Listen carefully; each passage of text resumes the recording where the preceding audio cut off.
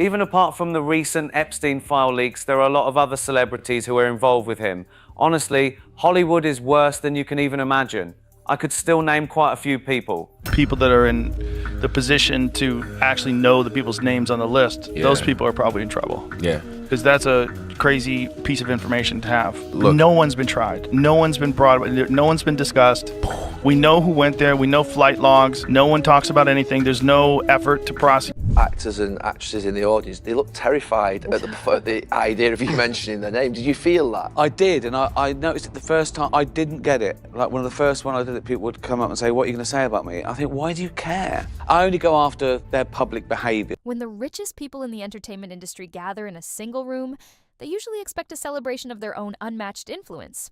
But for years, the Hollywood elite sat in those exact rooms looking completely terrified, hiding behind forced smiles while a single comedian on stage exposed the reality they desperately tried to bury. Ricky Gervais didn't deliver his sharpest warnings to get a laugh. He did it because he knew exactly who was pulling the strings behind the scenes.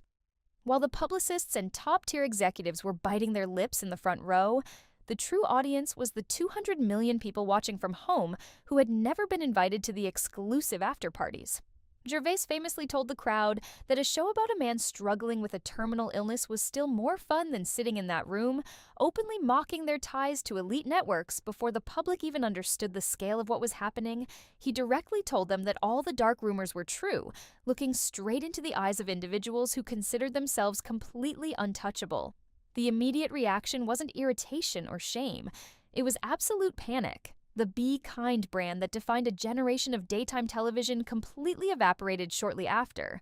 Major talk show hosts vanished to remote countryside estates in England, and the public finally started connecting the dots that something incredibly dark was happening just out of sight. But Gervais wasn't the only one trying to tear down the curtain from inside the machine. That's a show about a man who wants to kill himself because his wife cancer, and it's still more fun than this, okay? Spoiler alert, season 2 is on the way, so in the end, he obviously didn't himself, just like Jeffrey Epstein. Shut up! I know he's your friend, but I don't care. All that stuff I said in the show was true. I said, oh, I'm going to write my own jokes. Right? And I thought, who do I pander to? The 200 richest people in the room, or the 200 million people watching at home? While humor was being used as a weapon on the award stages, another prominent actor was entirely willing to lose his career to shout a warning without a punchline. Jim Caviezel, the man chosen by Mel Gibson to lead one of the highest-grossing independent films in history, walked away from traditional blockbusters to back a project that Hollywood executives desperately wanted dead. The film exposed the underground networks of child trafficking across Latin America, a topic you would assume every major studio would rush to support. Instead, top media executives and major operators allegedly issued a strict warning that anyone who touched the project would be completely blacklisted and finished in the business within 3 years. The industry didn't try to debate the film's message. They tried to bury it completely, removing it from major distribution lines and subjecting the creators to a relentless media smear campaign.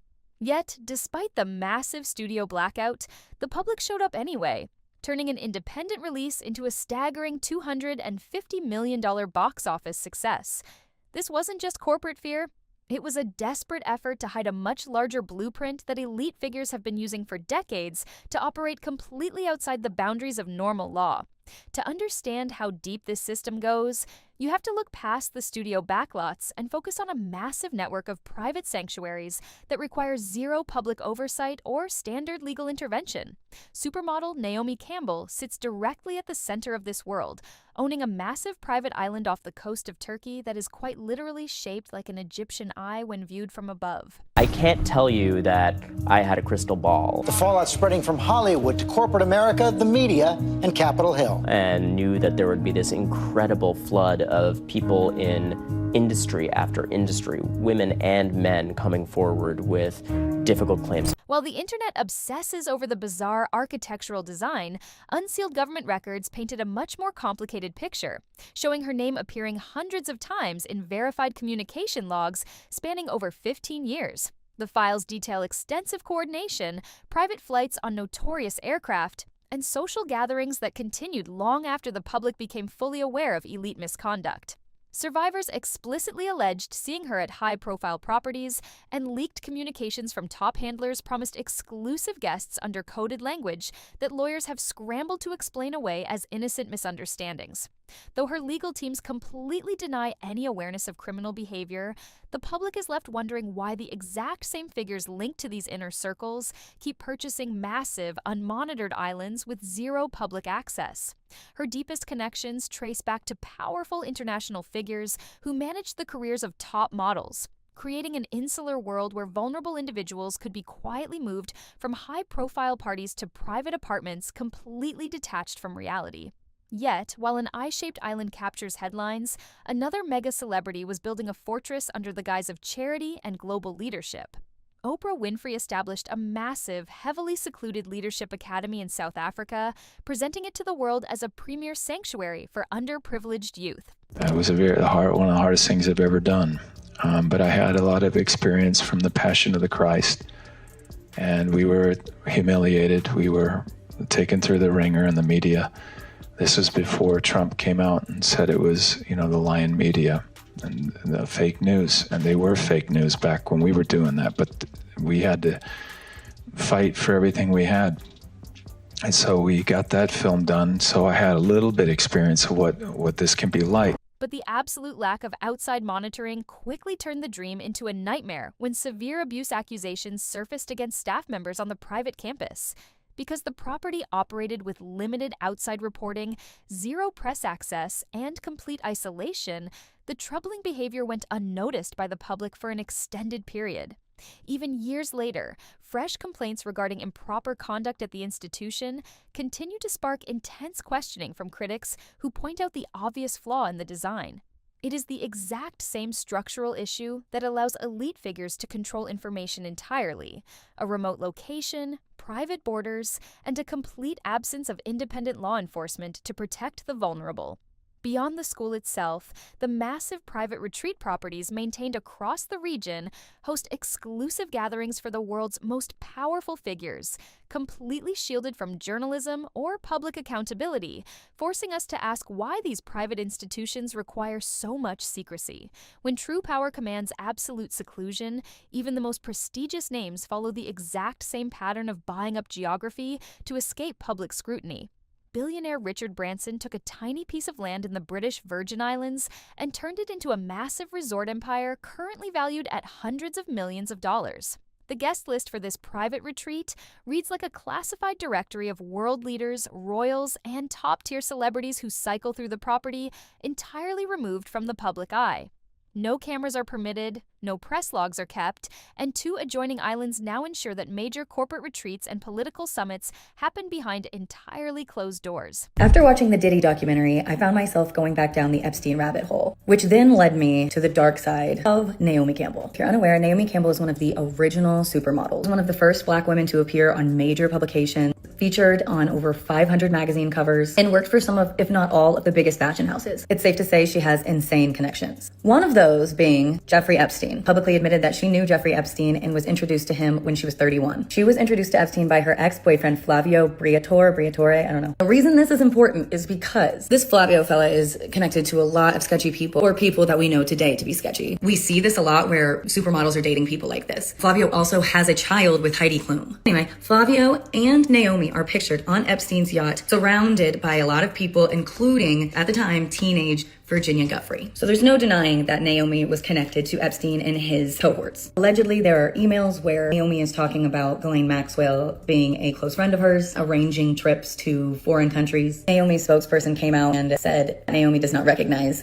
this email exchange. There are claims from survivors that she was more involved in Epstein's inner circle than she leads on, allegedly. A lot of these documents remain sealed or unverified. It means that we can't really say she's guilty of any wrongdoing, but she definitely has connections to some of these sketchy people. Another really sketchy name she was allegedly romantically linked to was the disgraced Sean Diddy Combs. This was in the early 2000s and they were seen going to many events together, so they were never confirmed as a couple. A lot of people think that models happen to end up in these circles because they're in the pageant world or the supermodel world, which breeds creepy, weird old men who want to be in charge of that. When a fire damaged the main estate, it wasn't just rebuilt, it was retrofitted with even more intense security and privacy features to ensure that whatever happens on those beaches stays entirely within the circle of trust. Before the world learned how dangerous unmonitored elite spaces could be, these properties were celebrated as ultimate luxury escapes. Today, the total lack of transparency around who is meeting on these private shores feels less like a vacation and more like a coordinated effort to keep the public completely blind to what happens when the cameras turn off. But if a billionaire's retreat sounds exclusive, what a world-famous illusionist built takes secrecy to an entirely bizarre level. Magician David Copperfield quietly acquired 4 massive private islands in the Bahamas, covering hundreds of unmonitored acres that cost a staggering fortune to rent for a single night. The primary island features luxury homes, a private theater on the beach, and a literal secret village that can only be accessed by triggering a hidden monument. Copperfield even claimed in public interviews to have discovered a literal fountain of youth on the property, adding a strange, deeply unsettling layer of mystique to a compound that features zero law enforcement presence. When a single individual controls an entire cluster of islands behind hidden statues and multi-thousand-dollar nightly barriers, it changes the way we look at elite playgrounds entirely. It proves that the wealthiest figures on Earth will spend any amount of money to ensure the public can never look at what they do behind closed doors, creating illusions not just on stage, but in the very way they hide their private lives from the rest of humanity. While some hide behind illusions, others use the ultimate defense mechanism, a multi-decade promise of saving the planet. Leonardo DiCaprio purchased a massive 100-acre private island in Belize over 20 years ago, announcing a grand public plan to build a highly sustainable, eco-friendly luxury resort. It was the perfect narrative for a prominent environmental campaigner, yet 2 decades later, not a single structure has been built, and no development has actually started, while environmental challenges and local conservation groups were blamed for the delays. Critics are openly questioning if the resort was ever the true goal, or if it simply served as a flawless public cover to maintain a completely private island without drawing suspicion. The connections run even deeper, tracing back to past relationships with supermodels and unsealed communications, showing inner circle associates actively attempting to source young girls for elite networks during that exact era. The leaked messages between these associates paint a horrifying picture of individuals promising to locate young girls from Europe and bringing them directly to private estates, raising massive questions about who was truly moving through these elite social circles while the public was looking at glamorous magazine covers, which leaves us looking at a map of unmatched wealth, wondering what happens when the ordinary rules of society no longer apply to the people at the top. While some country music power couples maintain entirely wholesome, quiet family hideaways in the Bahamas with spotless reputations, proving that privacy can exist without malice, the broader system itself remains completely broken,